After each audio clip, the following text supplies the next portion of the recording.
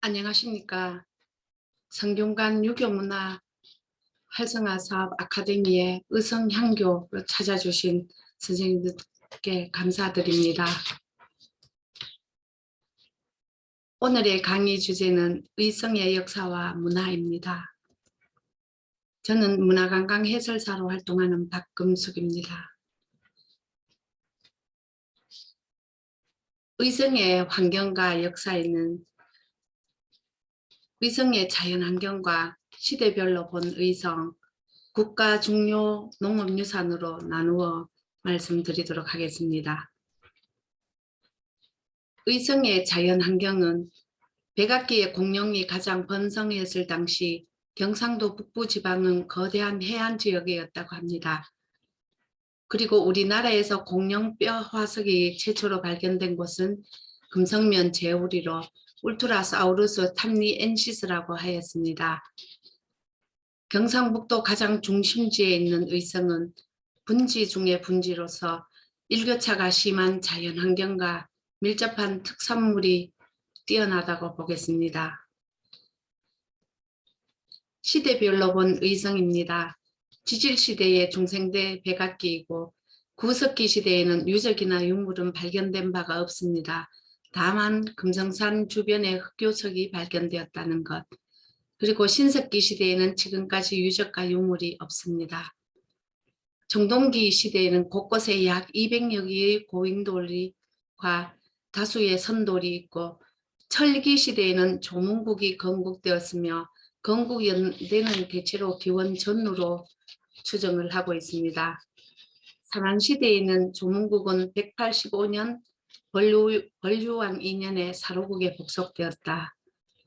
남북국 시대에는 문무왕 때 조문성을 쌓았다는 기록과 경덕왕 때 조문군이 문소군으로 개칭되었다. 고려시대 때는 문소군의 성주 홍술이 왕건과 견훤의 싸움에서 성주로서의 목숨을 바친 것에 대해서 왕건이 좌우 나의 오른팔을 잃었다 하면서 의성이라는 의성부로 성격이 되었습니다. 조선시대에는 의성현과 비안현이 설치가 되었으며 1592년 임진왜란 때 김사원, 김치중 의병이 활약을 하였으며 근대에는 1895년 갑오개혁 때 전국 23부를 편성하였으며 김상종, 이천의진의 김하락 등과 함께 의병이 구성산, 금성산, 황산 전투에서 일본군 강군과 격전을 벌였습니다. 그리고 일제강점기 때는 1919년 3.1운동 때 3월 12일 비양공립보통학교 학생들과 쌍계의 기독교인들이 중심으로 만세 시위가 일어났고요. 현대에는 1974년 신평면 출장소가 설치되며 안사 출장소 승격이 되었습니다. 안사면이. 자, 이제 지질시대로 넘어가겠습니다. 가장 먼저 지질시대 소개할 의성의 오래된 역사의 흔적인 제오리 공룡 발자국을 보시겠습니다. 70도 기온 태적 안반 위에 화석이 약 320개가 발견이 되었습니다. 1973년 청로에서 도로 개설 작업 중 공룡의 팔꿈치 뼈를 발견하여 탐리에서 발견되었다. 일명 울트라사우루스 탐니엔시스라 명명을 하였는데 브라키오사우루스와 흡사하여 울트라사우루스는 무효명이 되었습니다. 공룡이란 단어는 무서울 정도로 큰 도마뱀이라는 뜻입니다. 공룡어의 멸종설은 여러 설이 있습니다만 거대한 운석과 지구의 충돌설이 유력하다고 하는데, 공룡의 뇌는 몸무게의 수천 킬로미터에 수천 킬로그램에 비해 뇌의 구조는 고작 70g으로 몸무게의 약 2만 분의 1 정도라고 합니다. 엄청난 차이죠. 그래서 공룡이 살아남기 위해서는 뇌가 커지든지 몸무게가 작아지든지 했더라면 지금도 공룡을 볼 수 있지 않을까요? 그럼 먹이 피라미드에서 어떤 종이 사라졌을지도 모르겠군요. 2021년 이슈화가 된 남대청 공룡 발자국 분포지가 전국 방송을 타게 되었습니다. 그리고 단총 9개리 공룡 발자국은 현재 규모를 확인 중에 있습니다. 청동기 시대의 고인돌은 전 권역에 분포되어 있는데 동부 쪽으로는 점고, 사곡 쪽이 많고 서부 쪽은 평야가 넓어서인지 비안안개 쪽으로 많이 분포되어 있습니다. 특히 비안면 옥연리와 용천리 고인돌은 하천을 중심으로 3m가량 거리를 두고 고인돌이 줄지어 조성되어 있어 이 지역의 세력가가 지배를 하였던 흔적이라 볼 수 있습니다. 성열도 많이 보입니다. 한반도에 사람이 살기 시작한 시기는 약 70만 년 전이고 세계 고인돌 40% 이상이 우리나라 서해안과 호남 지방에 있습니다. 약 한 2만여 개가 있죠. 그리고 고인돌의 종류로는 탁자식, 바둑판식, 개석식, 위석식이 있는데 대체로 바둑판식이 우세하고요. 위석식은 제주도에서만 보이고 있습니다. 지금의 사진은 고창 하순 고인돌입니다. 고창 고인돌의 특징은 탁자식, 바둑판식, 개석식의 다양한 크기의 고인돌 모임이라고 볼 수 있겠습니다. 그리고 특이한 것은 100톤 이상의 수십 개가 있다는 것입니다.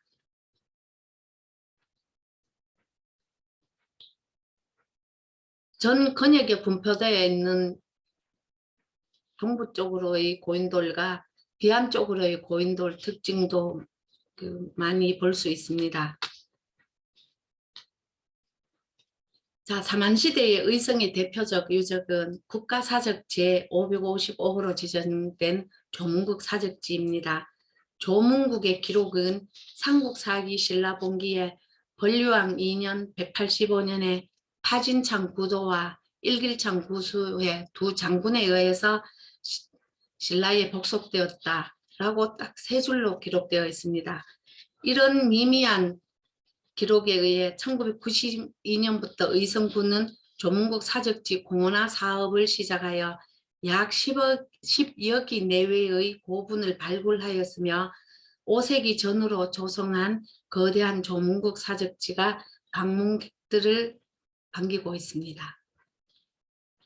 지금의 사진은 발굴된 의성 양식 토기들입니다. 이렇게 의성군과 의성계 토기 분포권이 보시는 것과 같이 경상도뿐만 아니라 충청도까지 영향을 끼친 것으로 보이고 있습니다. 45호 고분에서 출토된 유물들인데요.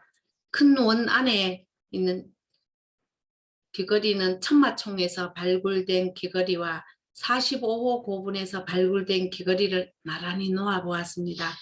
작은 원의 귀걸이는 전곡 후평리에서 발굴된 귀걸이입니다.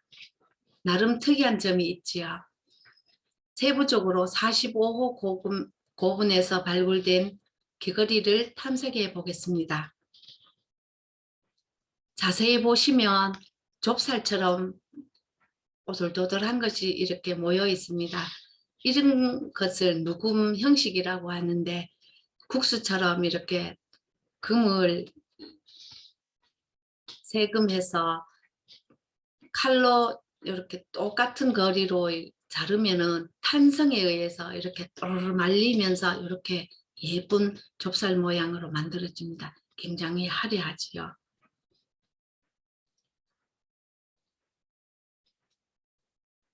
자, 전곡면 유남리 고분군입니다. 토기류의 고배 형태가 굽다리부터 유계 형태까지 다양해집니다. 대리리 유적의 특이점은 고분을 조성한 후 수십 년 지난 다음 수십 년이라는 것은 한 대를 30년으로 본다면 그쯤 후가 되지 않겠나 생각을 하고 있습니다. 그 위에 고분을 조성한 흔적이 나타나고 있습니다. 이 지역 집안 토층을 조사해 보니 줄로 보이는 것이 있지요. 그 강도가 위아래가 다르다고 합니다. 그래서 그 한 대 1대, 2대 이런 식으로 해서 위아래에 고분을 조성했다고 추정할 수 있겠습니다. 그럼 신라와 떼래야 뗄 수 없는 화려한 황금 문화가 이어지는 데는 과연 어떻게 전래되었을까 궁금증이 생깁니다. 신라는 과연 왜 멀리까지 문화를 주고받았을까요? 신라 제22대 지정왕 때 확정한 신라라는 국호는 덕업일신 망나사방에서 취하였으며 덕업일신은 좋은 일은 나날이 새로워진다. 그리고 망나사방은 널리 퍼진다라는 뜻입니다. 자, 장군총입니다. 고구려 강개토왕 또는 장수왕의 무덤이라고 하는 적성총입니다. 돌로 쌓았다고 적석총. 피라미드 구조로 정상부에 통로를 만들고 끝부분에 시신을 안치했습니다. 천마총은 적석 목각분, 돌무지 덧널 무덤이라고 말하지요. 덮버선을 신 듯이 나무로 너를 만들고 주위를 돌로 에워 싼 다음에 그 위에 덧대어 돌을 다시 한번 쌓은 형태입니다. 무덤의 구조물에 나무가 우선 사용되었습니다. 이제 죄송합니다. 이제 화려한 신라 황금에 대해 함께 보도록 하겠습니다. 가장 이른 시기에 황금 장식을 사용한 사람들은 나일강 유역의 이집트인이라 합니다. 신라가 금 세공품을 처음 만든 시기는 4세기 후반이라고 합니다. 이런 신라의 황금 문화의 핵심은 장신구입니다. 장신구 가운데 대표적인 것이 금관이고 이러한 금관은 마립간 시기의 무덤에서 제한적으로 출토됩니다. 박씨, 석씨와는 다른 김씨와의 우월적 지위를 과시함으로써 초월적 왕권을 보였다 하겠습니다.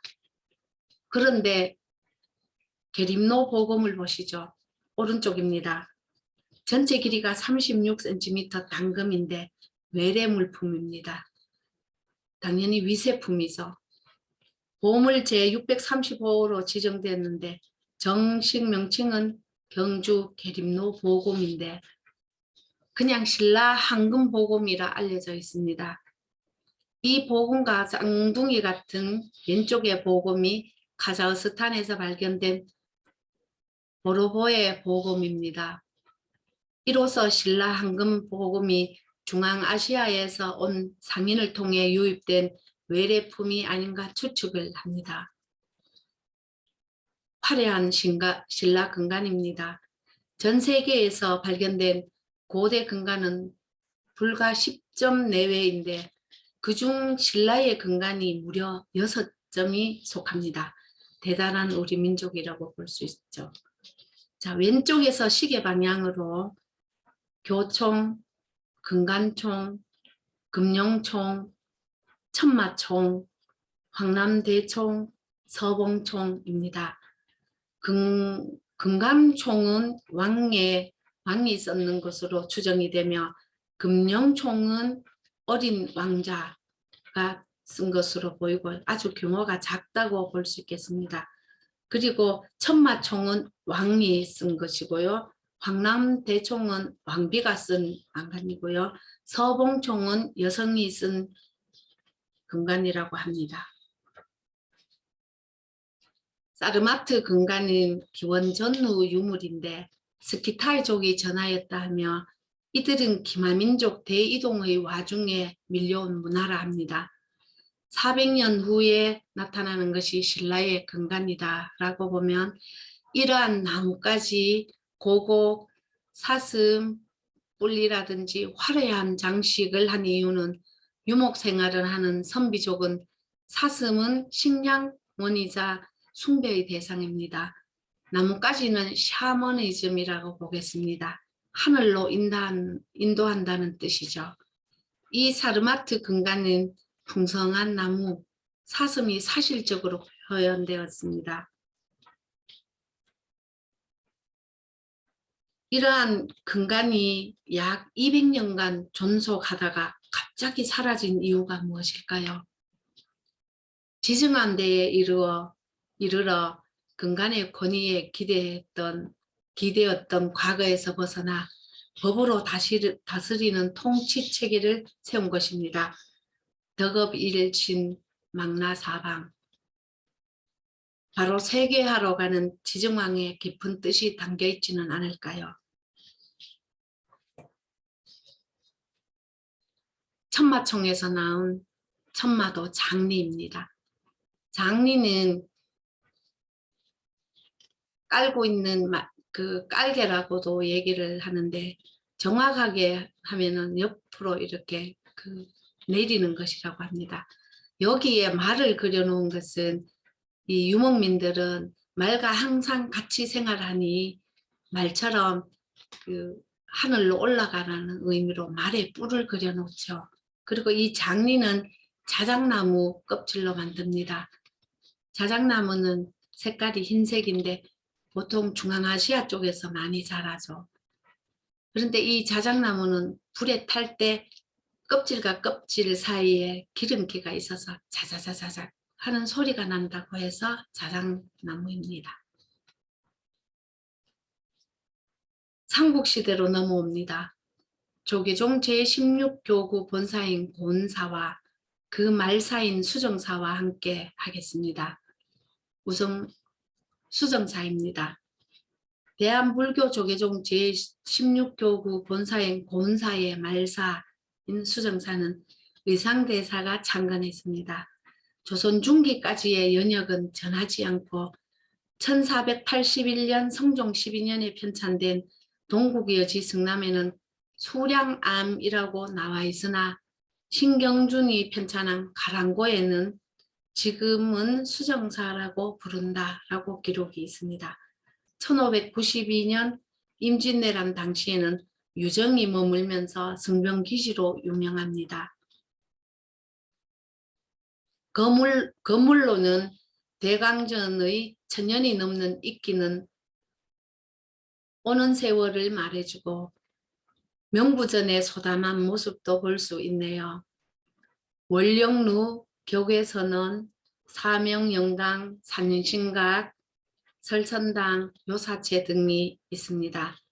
유물로는 유정의 영정을 비롯하여 은규, 전홍의 영정 등이 있습니다. 2021년 3월에 도지정 유형문화재로 지정된 수정사 소장 유물은 석조 아미타 삼존 열애자상이 제556호로 석조 지장 삼존상, 시왕상 및 복장물 일가리 557호로 지장 시왕도 558호 등으로 지정이 되었습니다. 수정사 석조 아미타 삼존 열애자상은 17세기의 말의 작품이며 불상으로 경주산 불석을 사용했다고 합니다. 작품의 완성도가 뛰어나고 조선 후기 조각가 스님들의 유파가 작품 양식을 잘 갖추고 있어 그 가치가 매우 높다고 합니다. 지장보살상과 오도전륜대왕상에서 다량의 복장물이 수습되었는데 이 가운데 발원문 이면을 통해 불상들이 1690년에 제작되었음을 알 수 있습니다. 자, 수정사 초입에 오른쪽으로 올라가다 보면 오만이 반매옴이라고 바위에 새겨진 것을 발견할 수 있습니다. 일체의 복덕과 지혜와 모든 행복의 근원을 말함입니다.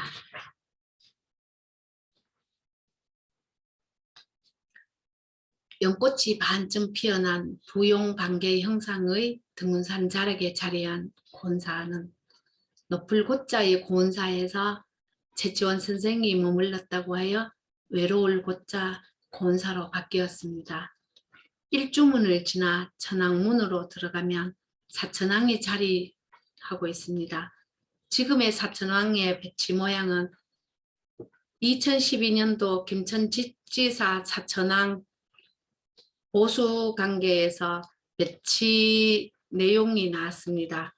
거기에서 사천왕은 보수 과정의 내용에 지금의 이 사천왕의 배치는 조선시대의 가장 기본 배치이다 라고 명문이 나왔습니다. 이 기록으로 신라시대와 조선시대의 사천왕의 배치가 바뀌었다는 말인데 어떻게 바뀌었는지는 기록이 없어 알 수 없습니다.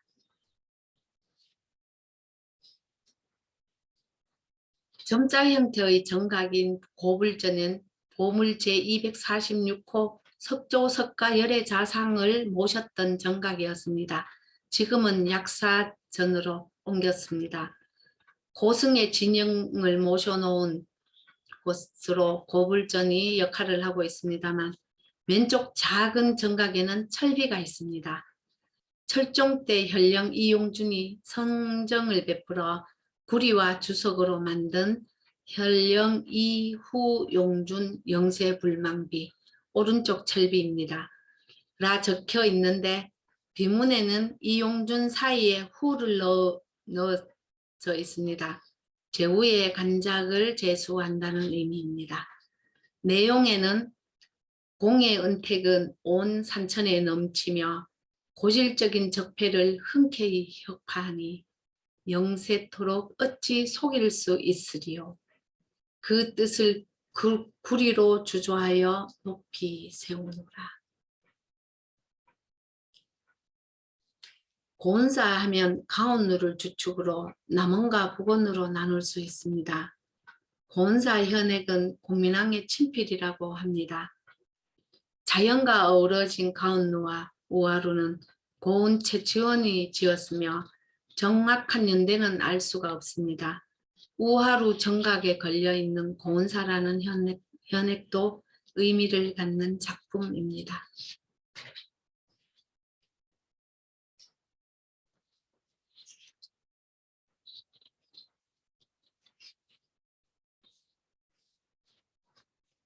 고운 최천생은 단학의 수련적 도교로서 도교의 어떤 그 자리매김을 하신 분이라고 볼 수 있겠습니다. 도교는 불로장생을 얘기하고 저 불교에서는 그 어떤 윤회 사상을 나타낸다고 볼 수 있겠습니다. 그래서 종교적 목적으로 본다고 하면 고려의 도교는 왕실의 복덕을 비는 국가 의례이고 조선의 도교는 성리학적 이념으로 의례를 중시하는 것이었는데 후에 유림의 등장이 이후로 쇠퇴하기 시작했어. 지금은 유, 불, 도, 삼교를 모두 민간신앙 윤리를 헌장하는데 일조를 한다 해서 삼교 조화론을 부르짖은 분이 고운채천 선생님이라고 볼 수 있겠습니다. 고운채천 선생의 그 이름을 아버님인 최견일 씨가 지었습니다. 담박명지 영정치원. 이 내용은 군자의 행실은 고요함으로 몸을 닦고 검소함으로 몸을 기른다. 반박함이 아니고서는 뜻을 밝게 할 수 없고 고요함이 아니고서는 먼 곳까지 이르지 못한다. 더 나아가 논어 제19 자장편에는 자하와 수소도나 필요가간 자언 연이와 치원공리나 시로 군자 불이야 아니라 자아가 말했다. 비록 작은 도라도 반드시 볼만한 것이 있지만 원대한 뜻을 이루는 데는 장애가 될 수 있으므로 군자는 도모하지 않는다 라고 기록하고 있습니다.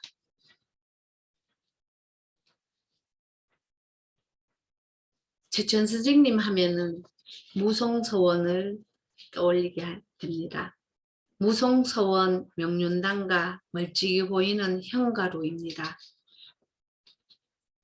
현가루는 논어의 현가 불철에서 따온 검은고를 타며 노래를 그치지 않는다.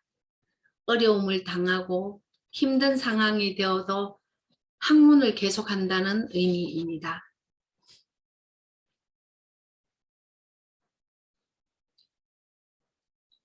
가온루에서 보면 우하루가 아주 아름답게 가온루와 조화를 이루고 있습니다.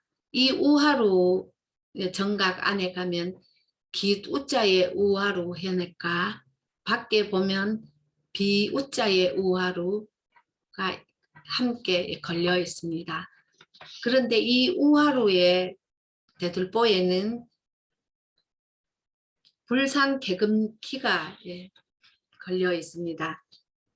그 내용을 보면 우리의 석가모니 부처님께서는 49년간 설법으로 중생제도를 하셨을 뿐 아니라 1100억 화신으로 몸을 나투어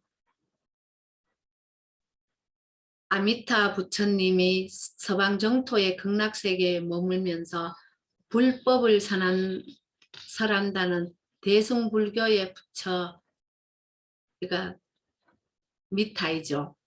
찬탄하시면서 이르기를 아미타 부처님께 드리는 최상의 공덕은 모든 부처님과 불제자들이 아미타 부처님을 염송하며 정진하거나 항상 부처님을 공경하고 예배하거나 선업을 닦아 그로 말미암아 선업의 열매를 받는 것이라 하셨다. 우리 마을 읍내에 거주하는 김씨 여인은 진실된 불제자이다.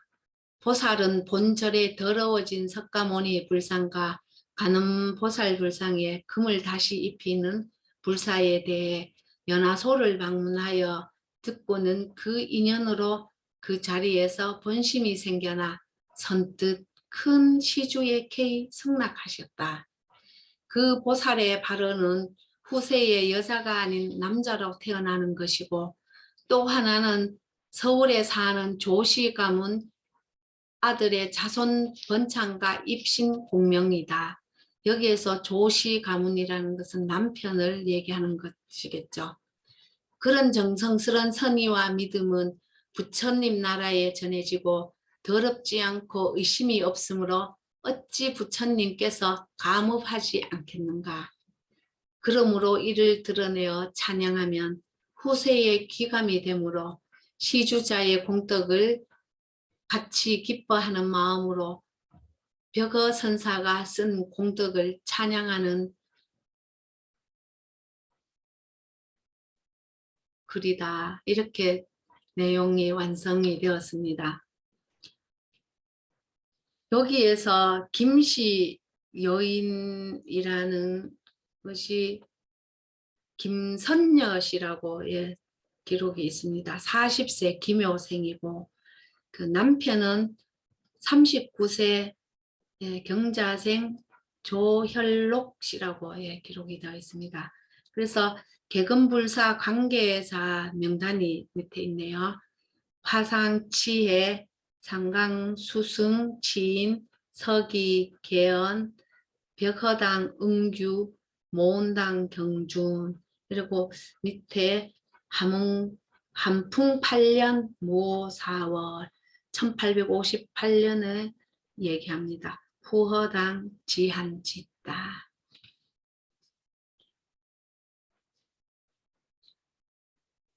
고운사 현액을 보겠습니다. 우하루에 고운사 현액이 걸려 있습니다.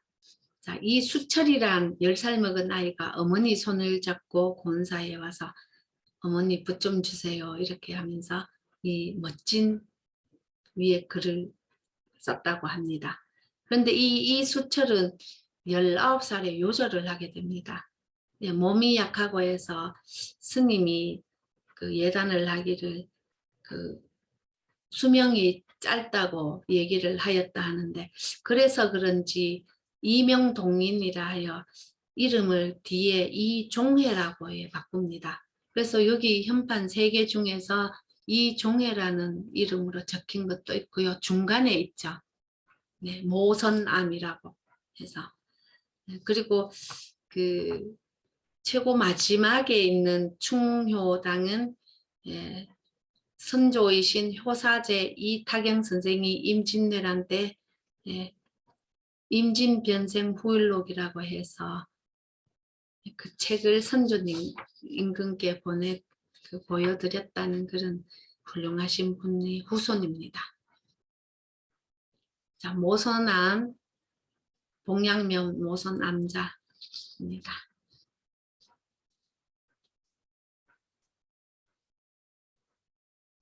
정만록입니다. 예, 조금 이따가 세부적인 얘기를 해드리도록 하겠습니다. 자, 종각입니다. 불전사물이라고 해서 법고, 범종, 모고, 운판 이 4가지를 갖추고 있어야만 사찰의 격을 높일 수 있다. 이렇게 말들을 하죠. 그 중에서 범종에 대해서 말씀을 드리도록 하겠습니다. 통상 중국의 범종과 일본 그리고 우리나라 범종 3가지 중에서 가장 아름다운 범종이 우리나라 범종이라고 합니다. 그 중에서 범종을 자세히 보시면 그 어머니 젖꼭지처럼 튀어나온 것이 9개가 나란히 있습니다. 이것이 똑같이 이렇게 쌓여져가 있죠. 그것이 유곽이라고 하는데 이렇게 생긴 유곽이 4개가 있습니다. 이것은 사생구계를 나타내는데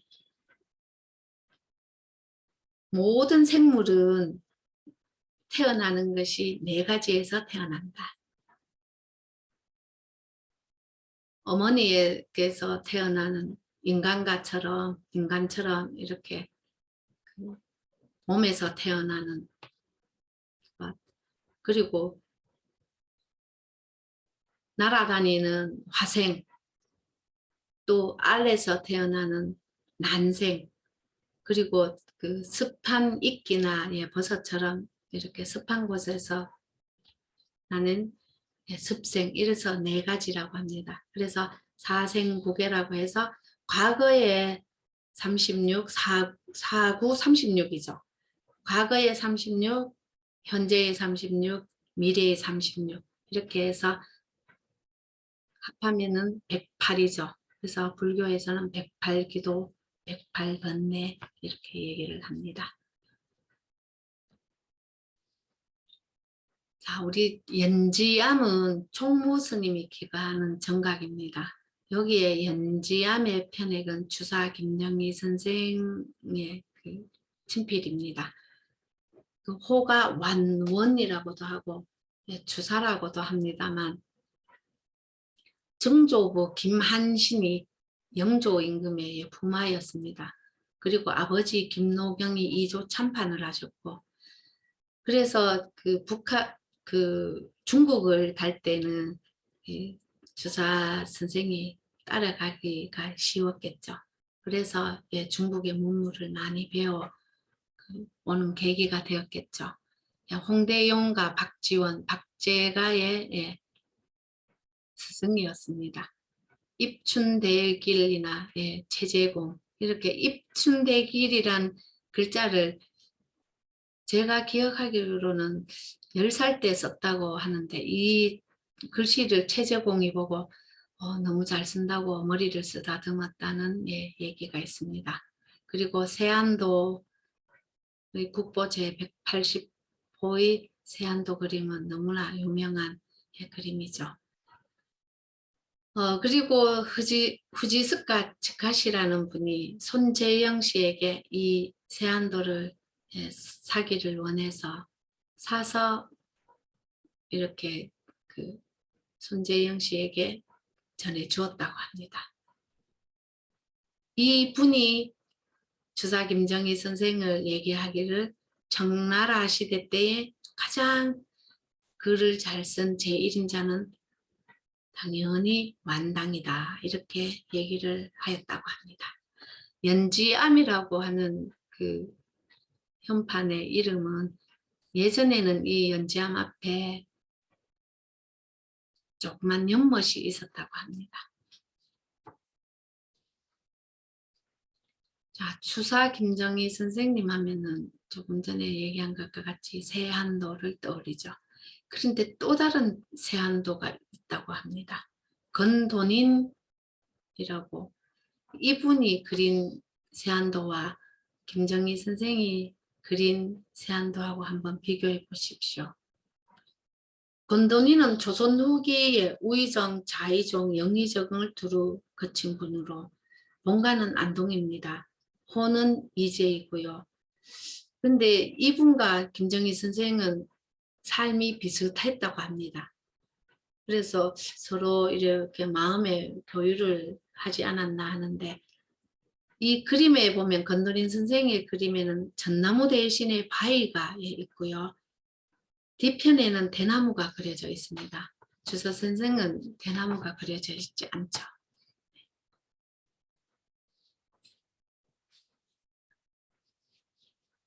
정만록입니다. 임진변생 후일록이라고 해서 효사제 이탁영 선생이 임진왜란 때 특유의 인간적이고 솔직한 내용으로 쓴 일기 형식입니다. 우리가 보통 일기 형식이라고 하면 서예유성룡 선생의 징비록이지만 그 내용은 징비록과 조금 다르다고 합니다. 자, 실록이나 다른 역사서에서 볼 수 없는 임진왜란의 중요 자료라고 볼 수 있겠습니다.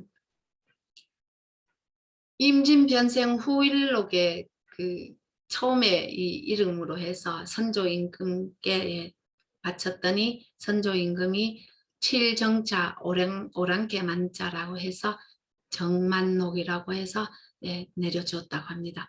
보물 제80 880호로 지정되어 있습니다.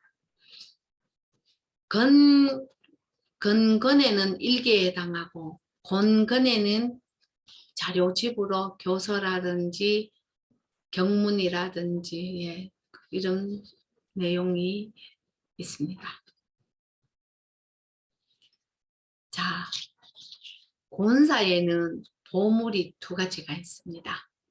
석조, 석가, 열의 자상이라고 보물 제246호가 있고, 최근에 보물로 지정된 연수전이 보물로 격상이 되어서 보물 제2078호로 지정이 되었습니다. 연수전은 고은사에서 유교의 공간으로 특이한 부분으로 자리매김을 하고 있습니다만, 이 왕실의 원당 역할을 하였다고 합니다. 또 하나는 영조 임금의 기로소에 들어가는 것을 기념하기 위해서 지은 정각이다라고 합니다만, 이곳에는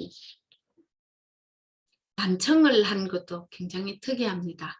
보통 도공이 그린 단청이 아니라 그 위에 천장에 보면은 왕실 도화서에서 그림을 그렸던 그 명인들이 와서 그린 그림으로 추정을 한다고 합니다. 대단한 그 그림의 형식이라고 합니다.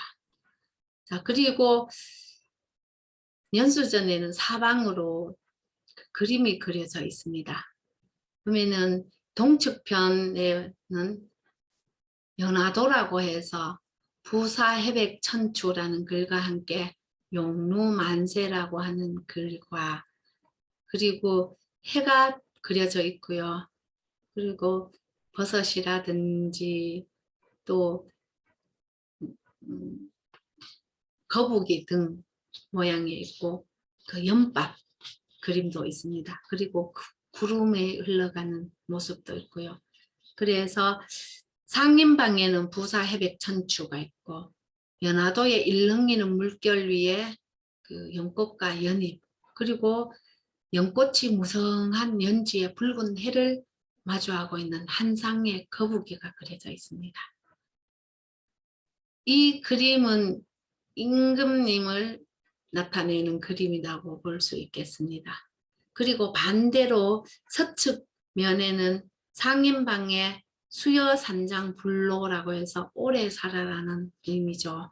봉각천추라고 해서 이 봉각천추의 사자성어는 순종임금 때만 나오는 사자성어라고 합니다. 은용도라고 해서 달을 중심으로 해서 정룡과 백룡이 그려져 있고 하단에는 수면 위에 구름이 표현되어 있으며 쌍용이 비상을 하고 있는 모습의 그림입니다.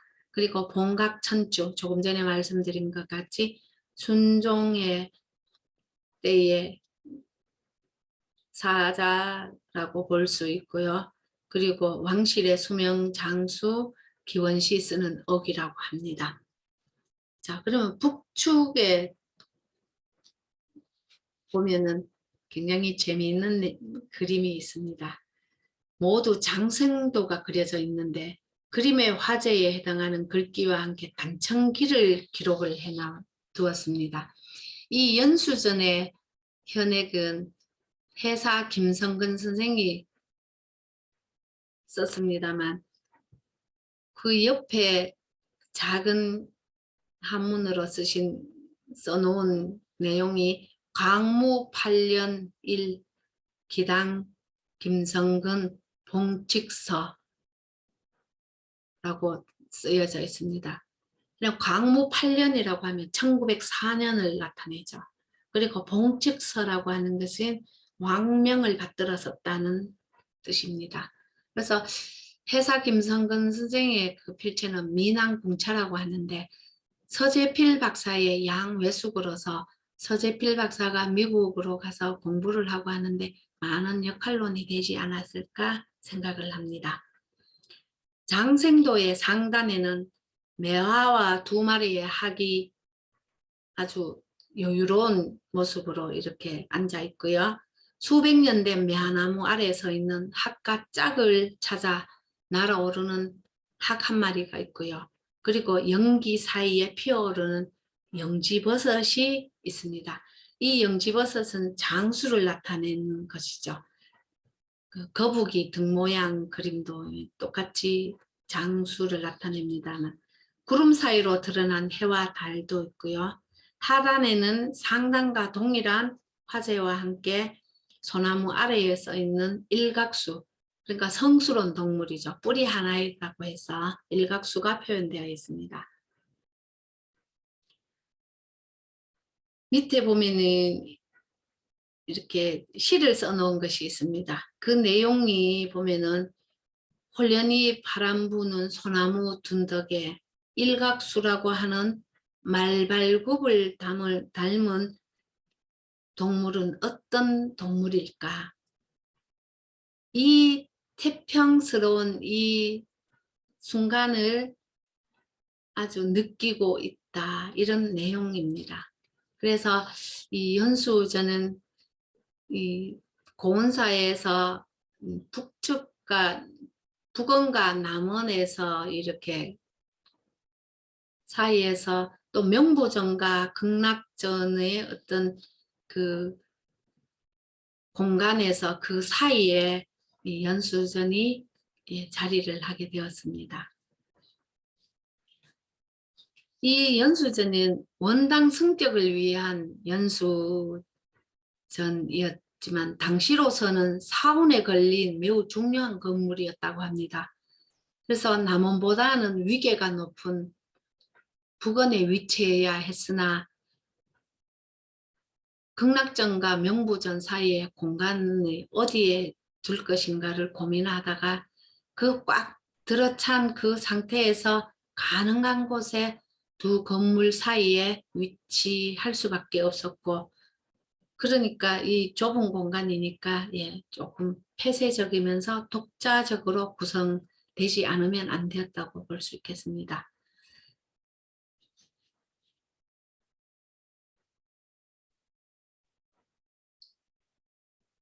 연꽃의 4가지 덕은 향, 결, 정, 정이라고 하는데 연근은 덩굴처럼 뻗어나간다고 해서 만이라고 하죠. 네, 조금 전에 제가 예, 실을 엎어놓자. 장생도 약간 밑에 조금 가려져서 잘 보이지 않네요.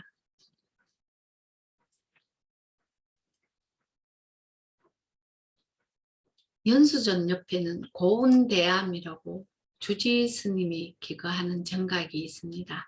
이 고운대암도 해사 김상근 선생님이 쓰셨습니다. 그런데 그 고운대암 앞에 아주 멋진 사진의 모습처럼 노주석이 있습니다. 노주석은 노반석주라고 해서 이 대웅전 앞에 등을 켜는 것으로 사용이 되었습니다. 석등하고는 조금 다릅니다. 법당 양쪽에 세워진 등을 켜는 석주라고 합니다만 이 석등은 그 사이에 하지만 이 노주석은 이 장명등처럼 위에 송진 그 기름으로 해서 불을 켜는 거였죠. 원래 2개가 있었는데 1개가 사라지고 지금 오직 1개만 있는데 굉장히 재미있는 내용이 있습니다. 이 보면은 유교에서 보면은 세호라고 해서 묘를 지키는 동물을 다람쥐라고 한다 하는데 이것이 다람쥐가 아니냐 이렇게 얘기를 하시는데 쥐입니다.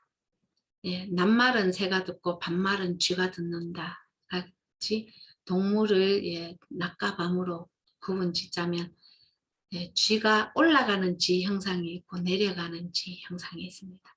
그래서 밤이 되면 올라가는 쥐고 내려오는 쥐는 이 속공이 굉장히 지혜로웠나 봅니다. 내려오는 쥐는 조금 흰색으로 띄어져 있거든요. 그래서 이 내용이 법구 비유경의 내용이 나옵니다. 4세기 초 법거와 법림이 설법 내용인데 코끼리가 이렇게 길을 가고 있는데 어떤 사람이 달려가고 있습니다. 그래서 코끼리가 그 사람을 막 따라 이렇게 가게 되죠. 그래서 이 사람은 무서워서 숨는다고 숨는 곳이 어떤 웅덩이 같은 곳에 나뭇가지를 잡고 내려가게 됩니다. 근데 밑을 내다보니 독사 4마리가 우글거리면서 떨어지면 잡아먹겠다고 이렇게 얘기를 하고 있어요. 참 그 행동을 위로 쳐다보고 있어요. 아주 무서운 상황이죠. 그리고 쥐 2마리가 위에서 그 나뭇가지를 갉아 먹으려고 이렇게 하고 있습니다. 그런데 이 죽음의 상태에서 이 사람은 그 나뭇가지 사이에서 떨어지는 토종 벌꿀 꿀이 똑똑 떨어지니 그걸 받아 먹으면서 이 순간을 쾌락을 느낀다 이런 내용입니다. 그래서 지수하풍 4가지를 그 독사와 뭐 비교한다 이런 말씀을 하십니다만 그 모든 인간은 땅에서 태어나서 땅에서 죽고 그리고 그 수분을 70% 이상을 가지고 있으며 몸의 체온은 36.5도로 가지고 있으면서 그 코와 입으로 바람을 기관지로 호흡을 한다. 이런 내용입니다. 재밌는 내용이지요. 자, 대웅보전입니다.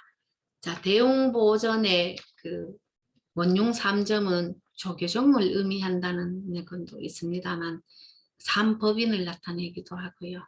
자, 우리 대웅보전에 고은사의 대웅보전에 보면 불라가 있습니다. 자, 불라의 내용을 한번 보도록 할까요? 이것이 그 시무도라고 해서 원래 중국에서 올 때는 팔루도였는데 과감선사가 2개를 더 추가해서 10가지라고 해서 15도 또는 시무도라고 하는데 그 중앙아시아 쪽으로 인도 쪽으로 가면은 코끼리를 상징해서 십상도라고도 얘기를 하고 있습니다. 자, 우리 대웅보전의 불라를 한번 보겠습니다. 자, 선제동자가 재행무상, 시생멸법, 생명멸이, 정멸위락이라고 4가지를 배웠습니다. 그런데 2가지를 잊어버렸어요. 그래서 아무리 주변에 있는 사람한테 그 모르는 것을 가르쳐 달라고 하니 아는 분이 없었어요. 그런데 이 두 손을 받치고 있는 사람이 그 마귀인 야차입니다. 야차가 알고 있다고 합니다.